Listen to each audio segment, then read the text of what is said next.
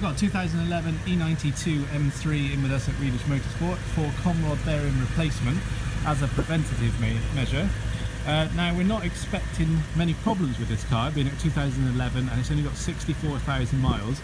Lots of problems appear on the internet about how bad the Conrod bearings are, and because we're not expecting any problems with this one, we thought we'd do an example video to show what the Conrod bearings are like.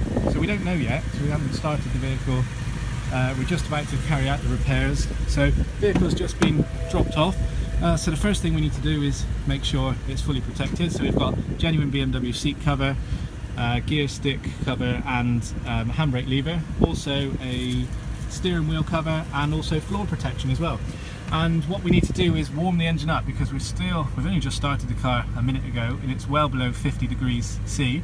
Not much point in draining the engine oil because it's 1060, it'd be very thick. And there's the mileage confirmation, 64,000 miles. So we're going to go and road test the car. We always do this before we start work. We'll do about 3 to 5 miles on the vehicle. They're for two reasons. One, we just want to check there are no faults or no problems and no drifting of the steering, anything that's going to be a bit peculiar.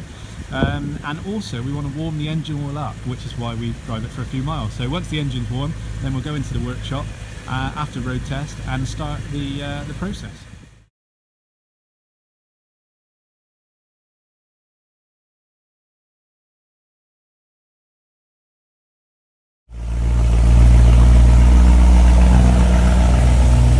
Come back from road test and I've got the car in the workshop and the engine oil temperature is a good 90 degrees now, so we can turn that off, let that drain down a little bit for a couple of minutes, then undo the oil filter housing.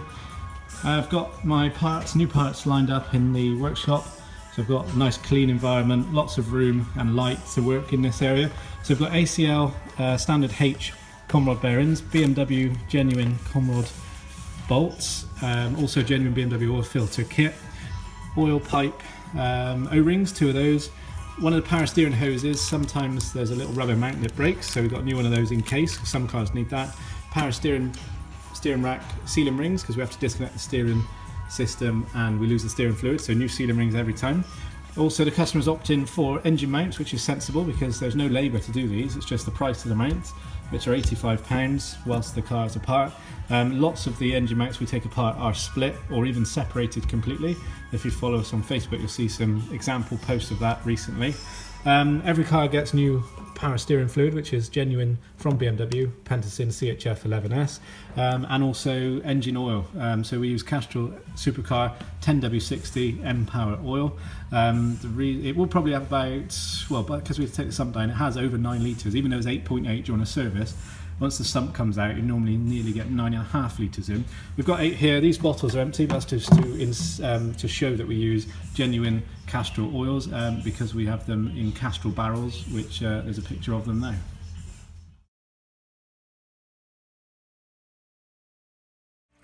So now the engine's oil is very warm, sort of 90 degrees.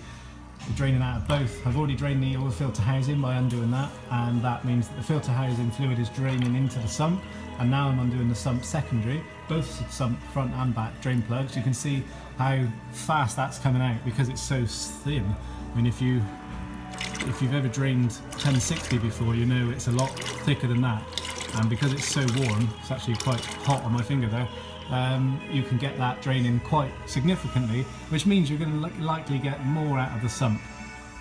So first thing we do when the car's up in the air is just have a very quick look underneath, make sure there's nothing obvious hanging off or broken or anything that's going to cause us any problem whilst we're working on the car. Mainly what most times can happen is the front under trays can be in poor condition.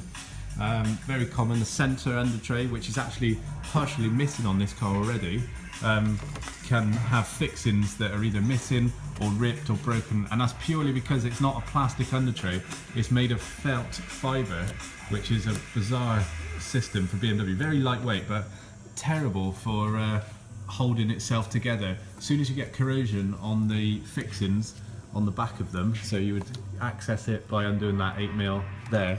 As soon as there's corrosion on that thread and that speed clip, when you try and undo the fixing from this side, rather than it simply unthreading and removing, it just rips itself.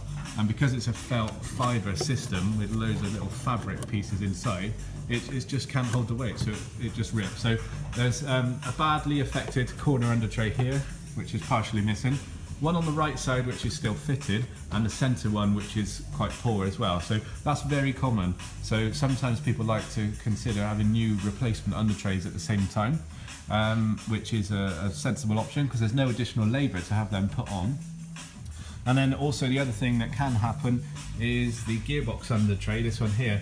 This one has aluminium rivets like this, which are holding the heat shield, which is aluminium to the felt fibre under tray of the gearbox. And these very commonly are broken or missing. The head of that one is behind it, it's broken off. There's one missing there, missing. Those two are fitted. And then on the left hand side, we got all 5 are missing the rivet. So there's no connection between those 2 under tray pieces. There's the back of it that I've just moved there. So that needs sorting out. Some people probably just put them back on, but we like to sort those out. Once we've got it apart, we'll put new fixings on that location. And the other area is these here, the bolts at the back, which is steel, going into cast aluminium. Dissimilar metal, get galvanic corrosion. And what happens is, because it's only an M6, it's not very strong. As soon as you put any pressure on this, it just simply snaps off normally. Sometimes they come out, but more often than not, 1 or 2 of these will snap off. So the trick is to try and heat them up, tap them, and try and just gently move them backwards and forwards and see if you can tease them out. Sometimes they still won't go and they do snap, and then we may need to make a new central holder in that little stub just there, which we'll do. So we'll get it stripped down and we'll see if anything gives up whilst we're removing items. Also, during my underside checks, I've noticed the car's got test pipes fitted, and there's one bracket which is loose. That looks like it should be in line with this one up here. So we'll move that up there and get a bolt fixed in that location there. And this bracket here hasn't got a fixing on it anymore, but it is very close to the exhaust. So we're just going to put a small bend in that to make sure it doesn't vibrate or hit the exhaust in any way.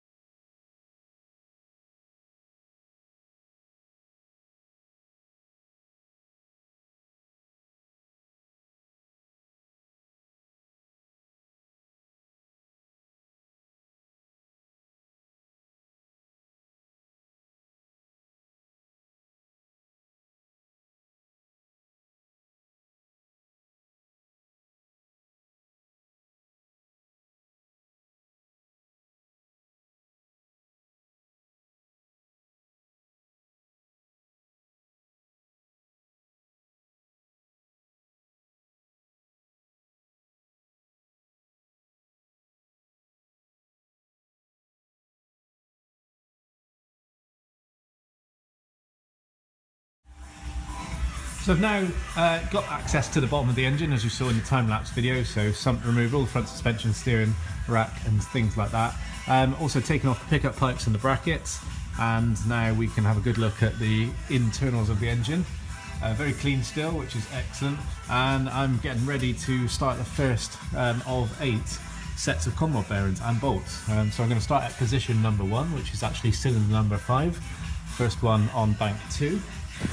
And I've got all my items out on a clean table, so we've got ACL standard bearings, new bearings, genuine BMW bolts, I've got blue roll and brake cleaner in case we need to clean any items. Plastigauge, this is the really important bit, and the bit that we emphasise quite strongly, is we check the clearance between the new bearing shell and the crankshaft journal on every single new bearing we put in. Not just once on one car on one cylinder and then hope that they're all the same. We check every single one, so we will get 8 measurements of clearances. That's purely to satisfy ourselves and for the customer that the bearings we've put in are manufactured incorrectly, haven't got any problems or tolerances or damages, and they're going to be absolutely perfect within BMW's specified tolerance range to safely run the engine and use the car as normal for many, many years to come. I've also got a plastic tool in case I need to move any bearings around near the crankshaft journal.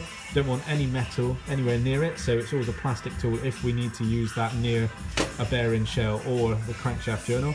And I've got a 12mm multi-hex to undo the old bolts, and then I've got digital snap-on tech angle, which is going to give us the newton meters, so 6 newton meters, then 20 newton meters application torque, and then 130 degree turning. Because that's a tech angle, it does it digitally, gives us a digital reading. Another socket on there specifically, one for removal and one for installation. So I'm going to get going and start writing the data onto the report. So I've started on the first set of bearings, and this is cylinder number 5 lower and 5 upper. A little bit of visual wear, but nothing too bad. These are the newer style bearings, 702, 703, fitted from sometime in 2010 onwards, so most of the late model cars have these, and these are what you still buy today. So if you were going for BMW bearings, this is the exact same bearing you'd get from BMW. They don't have any lead or copper content in them. It's an aluminium and tin makeup, and supposedly they're 4 times harder than the previous 088, 089 bearings. So they wear slightly differently. If they are physically harder, they are naturally going to wear differently, visually and physically, I'd imagine, as well. So you see visual markers, but as of yet, we don't see a huge amount of wear or great problems with the later bearings. That might just be because they haven't done so many miles, or there isn't so many of them needing this service at the moment. Time will tell. But we certainly do see earlier problems, 088, 089 bearings from 2007 to 2010. Those are the ones that we see a bit more, but that might be because they're older, there's more miles on them, they need, the owners may worry about those cars a little bit more than these newer model ones. So the reason we were doing this video is because we didn't expect to see much problem with this car, and that's exactly what we're seeing now. So we will still carry on and go and do the video, but what we're trying to show and get across is that not all the bearing jobs we do are because they need to be done. Lots of these are done because at the customer's request, as preventative maintenance, because they're concerned about it. But sometimes you take a bearing out and it's in fairly good order, and this is one of those types of videos that are probably opposite the sort of scare stories on the internet. This is to show that you can take a set of bearings out and they're not terrible. You might argue that they might want replacing, and certainly sensible to replace them whilst you've got them out of the car, but there aren't as many problems as sometimes people worry about, I suppose. So we're going to check the Plastigauge measurements of every single clearance. We do this on every job, which makes us a little bit different, we believe. So every single one, like I mentioned earlier, we'll get Plastigauge check. So I've just put a small piece of Plastigauge in on the new ACL bearing shell. Already got the upper one sat up in the Conrod up there, and I've got the lower one in the cap here, which I placed a little bit of Plastigauge on, and then I used new genuine BMW bolts, and I torqued that set to the process, 6 newton meters, 20 newton meters, 130 degrees, and then released them, and then measured with the Plastigauge measurement guide, and we are looking on average about a 0.050, which is perfect, and that's what we've put on our website. We know from doing these many times before that the ACL standard clearance will give about a 0.05, whereas sometimes the BMW bearings are about a 0.038 to a 0.050. So you can try and just about argue. It's not an absolute cut and dry, but it's the best in this state when the engine's completely built. The Plastigauge is the most sort of sensible or recognised clearance check-in system. Obviously there are other clearance measurement, side clearance options, but that's normally when the engine is in pieces. So this is a sensible way to do whilst the car is all built up, and it's BMW's preferred method, and it's mentioned in BMW technical instructions. So anyway, these ACLs do give a very, very slight, you would never even see it to the human eye, but a very slight increase in clearance between the crankshaft bearing, which is those small little pieces just up there, and the crankshaft, the Conrod bearing, and the crankshaft journal. It floats on a film of oil. Not that you can see that, because when you actually look at the bearing up there, it almost looks like it's touching the crankshaft journal, but it actually doesn't. It sits on a film of oil. So before these bearings are installed, the new ones, they are also lubricated by ourselves. We lubricated the top one, and then we'll be lubricating the bottom one before we put it on finally. But first we need to clean off this Plastigauge plastic. That squashed item can't stay there, and that has to be meticulously cleaned and made sure it's removed perfectly, and then we oil the crankshaft journal and also the Conrod bearing and then install again with the new BMW bolts. They'll get torqued a second time, and then they'll get released, and then they'll get torqued a third time. So the BMW bolts have to be torqued 3 times. That's the only way you can stretch them correctly, as per BMW's instructions. And to record all that data, every vehicle we do gets this sheet. We've had these for years. We designed and made this sheet for a long time, and this is just for recording the data on there. So I've omitted the customer's name on this one, but the customer will get a proper name. So it records the old bearings that we took out, the new ones that we're putting in, and the BMW bolts, the date, the vehicle details, the mileage, position number that we're starting from. Position 1 is at the start of the engine, but actually that relates to cylinder number 5, which is the very front one on bank 2, which is the passenger side. So we've got a cylinder number, which is the reference that we place onto the bearings themselves, and then we've got our details about the torque. So it's a 6 Newton meter joint-in torque, then a 20 Newton meter application, and then a 130 degree turn. And that has to happen 3 times on each new bolt. That's why we've got a ticks box scenario. So every time we do a torque, we can tick that so we don't get confused. You know exactly how many times you've torqued the bolt, and that they're going to be perfectly safe to run for the future. We also put a final degree value as well. We're aiming for 130, and we'll get within about 10% range, less than that. Sometimes they're 128s, sometimes they're 132s. It's absolutely fine, but we're aiming for 130 on the digital snap-on tech angle. And if the car was having ARP, we would have that there, but that's crossed out. Simply, we don't need it. It's a 10-page system because obviously we do S65s, which are V10s, but we simply don't need 9 and 10. We'll just be using cylinders 1, 2, 8.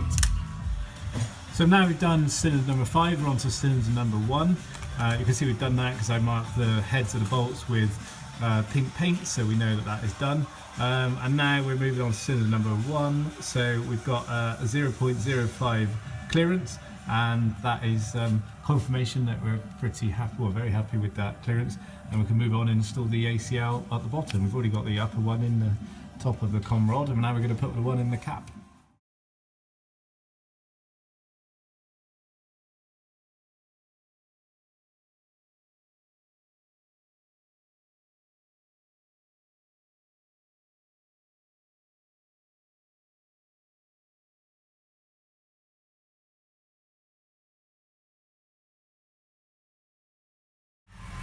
So we're progressing towards the end of the Conrod bearings on this S65 and the E92 M3, and as you saw just then, you watched a time-lapse video of myself doing these two here, and then these two are done as well, and I didn't get a chance to video the Plastigauge measurements because I was using the phone for something else at that stage, but they've been done and they've checked out great on the report. The report is filling up with data. They've been done 0.050 and 0.050 as well, so we're really pleased with them. And I'm just on the last two, which is, this is cylinder number 8 and this is cylinder number 4. Here's the Plastigauge measurement that I've just squashed, and here's the chart which is showing that it's a 0.050, which is excellent. So far 7 out of 8 have all been perfect, and we've got one more go, which we'll video next. So now we finished with the Conrod bearings and the torque process. I've made sure everything's very clean, and I've put the oil pump pipe pickup tubes back on, not before replacing the O-ring, so a new O-ring in here and a new O-ring in here, which is quite important, good practice. And then I've torque checked every single bolt and put a paint pen mark on there, so I know I've double checked everything is tight. So we've got 8 Conrod bolts that are all done, and also the pickup pipe and the bracketry, all fixings are done as well. I've cleaned the perimeter of the sump and also made sure that's now bone dry, no oil on that, ready for a new BMW sump gasket, which is here, which will seal the sump back onto the engine. Also cleaned out the oil pipe pickup mesh because it's not uncommon to find air particles in that, and we did. We've put them in a bag here. We found some sealant traces in the pipe, just in that mesh up there, and also a couple of fine little bits of silver metal, which were odd, just in the bottom as well. So I've cleaned all that out as well, and now we're going to put the sump back on the underside of the engine.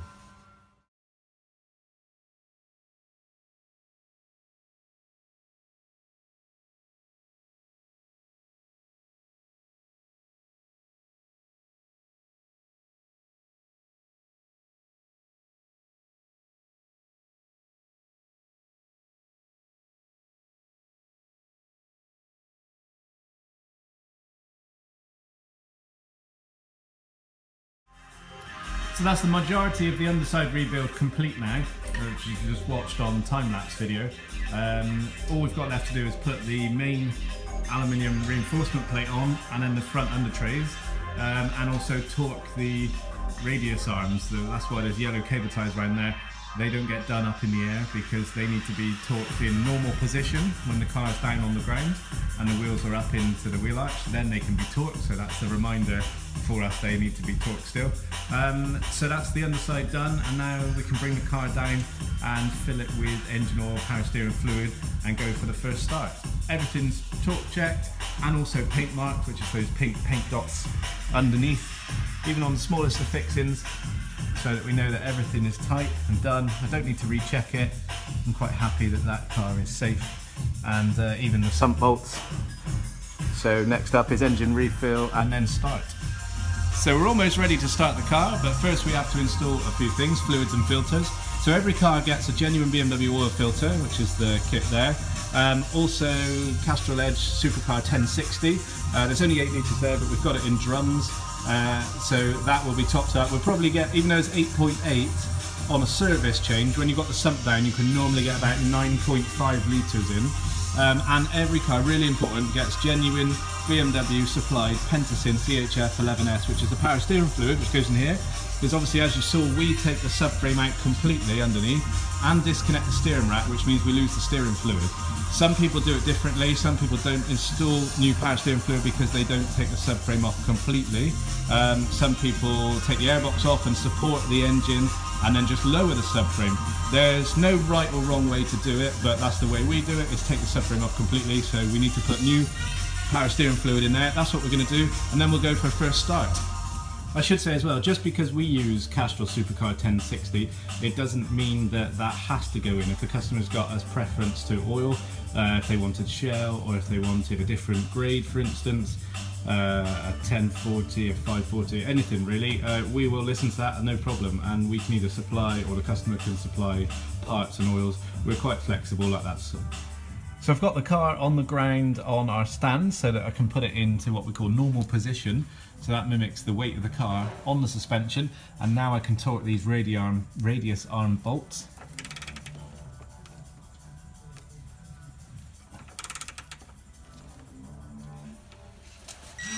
There we go. I can do the other side, and I can take the cable ties off, and we know that they're preloaded, those bushes, in the correct angle. Here we get to have a look at the old Conrod bearing shells a little bit closer. These are the later updated ones, the 702, 703 bearings, and L means lower and U means upper, as in the Conrod, lower is in the cap.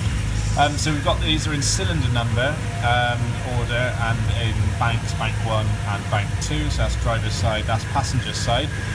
You can see that they do have wear patterns which are a little bit heavier than we'd normally see with this late style bearing. However, they are still serviceable. These could carry on running again. It's impossible to say how long they will carry on for, but they are not condemned. They are of an average sort of standard, but you can clearly see wear patterns on them. So that's the old Conrod bearings, which get marked up and then given back to the customer in a clear bag, so the customer can keep those, and if the customer is ever to sell the car, maybe they pass them on to the other owner to prove that the Conrod bearings have been done, which is backed up with pictures that we send, and also matches the invoice and the data sheet as well. And here's the engine mounts. These weren't terrible. There's a little bit of delamination here where the metal casing is starting to corrode and it's pushing the rubber away, and there's also a small sign of separation starting around the centre aluminium. That's bare aluminium, so it oxidizes quite badly, and sometimes you do get this area separating completely. We've seen them completely come off. There are some pictures on our Facebook page from March 2019 showing a pair that we've seen completely separated. So they're not the worst in the world, but it sometimes does make sense to do those whilst the engine has good access, because they're £85 for a pair, and there's no labour to do them because we have to take the subframe off to access the bottom of the engine anyway. So whilst we've been fitting the under trays underneath the car, we've had the car running and making use of the time so the engine can warm up naturally without having to drive it first of all. So we've been warming it up for 20 minutes or so.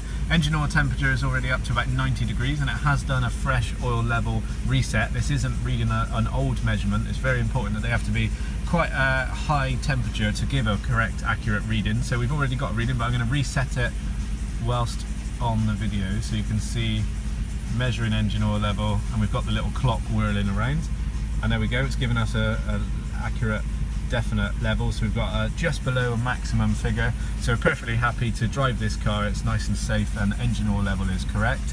I'm just going to fit the final corner under trays, double check everything underneath, and have a look around, and then it will be outside for a road test next. So next up is repairing the gearbox under tray. Remember at the start of the process we showed that was loose because commonly the rivets break off, little aluminium rivets, the heads break off, so the back of it is still present but it's got no head anymore. That fell off a long time ago. This side is completely detached, all 5 locations we're just not doing anything, and on this side it looks like they're all present, but when you turn it over there's 3 heads missing. That's what the rivets should look like. So we're going to get rid of those 2 and replace all 10 of them with genuine BMW speed clips and the BMW self-tapping screws. The work is finished underneath now. We've put the front under trays on, what was left of them. This is quite common. Lots of cars come in with smashed under trays or missing under trays or broken under trays because they are that felt, really flimsy nature I was telling you about in the video previously. Gearbox under tray is back on and also sorted out with new hardware, 5 down that side, 5 down that side to stop any rattles. And now we can take the car out on a road test. We do about a 12-mile road test on varying roads just to check the effectiveness of the repair, make sure there are no problems. So we've been able to reset the condition-based servicing menu as well. We've reset engine oil, so that's gone back to 17,000 miles standard. We wouldn't recommend anybody would do 17,000 miles, but that's the standard BMW procedure. That's been reset, and now we can stamp the service book as well to show it's had the engine oil service as part of the Conrod Bearing work.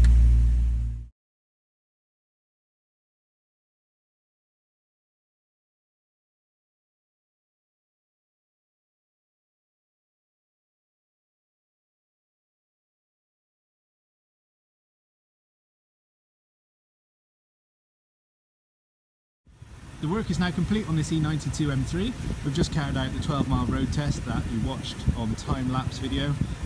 There is no wheel alignment required because the front subframes are on dowels, so they can only go in one position, and the steering system gets disconnected at the rack end, not on the threaded section.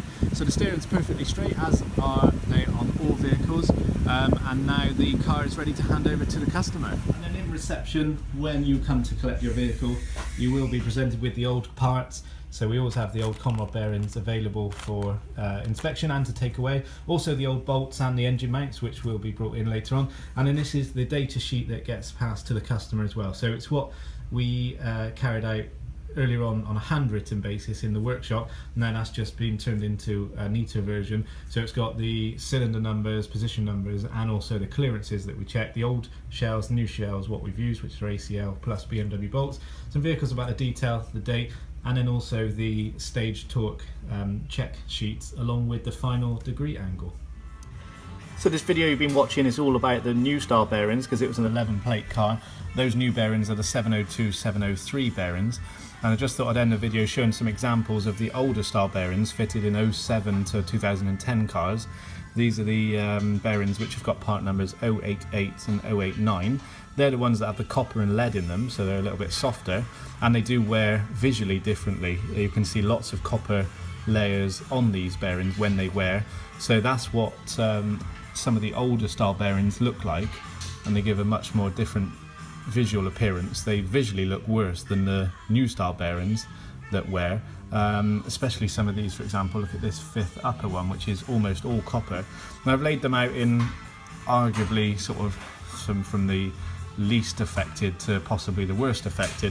That is subjective, because if you look into this one down here, there's actually a crater in this second one here with bits missing, which were really found in the oil filter and distributed through the oil system, but that's a huge gap missing. I've never seen one like that, and amazingly there was no damage to the crankshaft journal, and no knock-in, and the car survived, and as far as we're aware carried on absolutely fine with no problem at all. Let's just pan back out again. So we've got early sort of wear on this one here with some scratch lines, which is where debris sort of been caught between the crankshaft journal and this Conrod bearing shell. This one here with a crater, a gap missing. This one here with a general amount of copper wear, one-sided interestingly. This one is, I've put it in a worse condition in our lineup because arguably it's a smaller contact patch, but it's more aggressive. It's a deeper, darker coloration. And then this one here, number 5, cylinder 5 upper, that one is nearly pure copper. But this was interesting because I specifically remember this one, this number 5 here, which is all copper. That one had to be prized off of the crankshaft journal because it had got so hot because of wear. It had contracted and tightened up and caught itself quite tightly to the crankshaft journal, whereas they should never be tight. They should, you should be able to grab one of these with your 2 fingers and just lift it off of the crankshaft journal. The only thing holding it on there is sort of a little bit of oil sort of suction. And the reason why I've put this one on the end is a brand new BMW 703, one of the new ones. I've lined the top edge up here. I just want to show the difference in size. Look at the gap there, where this one here, number 5, is physically contracted and narrowed because it's got hot as it's worn, and that has a risk of like a thermal runaway reaction. So as it gets hotter, it contracts more, and the more it contracts, the more it touches the crank possibly, and then gets hotter and hotter because of friction generation. And the risk is that as that narrows, then these little tabs become defective because they then are not in line with the bearing above it, and they simply narrow and narrow and just squash down, and eventually then they will spin because they come out of their little tab holders. So yeah, there's a big difference there with a worn one to a new one when you look at the contraction level and the gap down the side. It's quite surprising. So that one was very lucky. I remember that one a few weeks ago, and the customer was very grateful and lucky that he had that done in time before it had actually started to spin. So that gives you an example of what some of the copper early bearings can look like from 07 to 2010.